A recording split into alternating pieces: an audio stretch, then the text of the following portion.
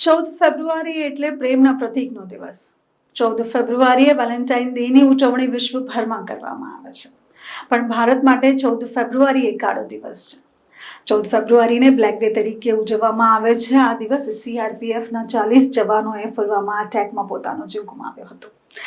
Pulwama attack 14 ફેબ્રુઆરીના બપોરના 3 વાગે શ્રીનગરથી જમ્મુ જઈ રહેલા CRPFના કાફલા ઉપર આતંકવાદી આદિલ અહેમદે વિસ્ફોટક ભરેલી ગાડી લઈ જઈને એક્સિડન્ટ કરતા બ્લાસ્ટ થતા આ 40 જવાનોએ પોતાનો જીવ ગુમાવ્યો હતો. આ હુમલામાં જેને પોતાનો જીવ ગુમાવ્યો તેના પરિવાર સાથે સાંત્વના અમારી હંમેશા છે. અને વાત કરીએ જ્યારે આ વિસ્ફોટ થયા પછીની, તો ભારત ક્યાંય ચૂપ બેસે તેવું નથી. ભારતે પાકિસ્તાનને મુંહતોડ જવાબ આપ્યો. ગણતરીના 12 દિવસોમાં જ બાલાકોટ પર ભારત દ્વારા હુમલો કરવામાં આવ્યો અને તેઓને મુંહતોડ જવાબ આપવામાં આવ્યો. તે છતાંય આજે જવાનો ભારતે ગુમાવ્યા છે, તેઓની ખોટ ક્યાંય પૂરી શકાય તેમ નથી.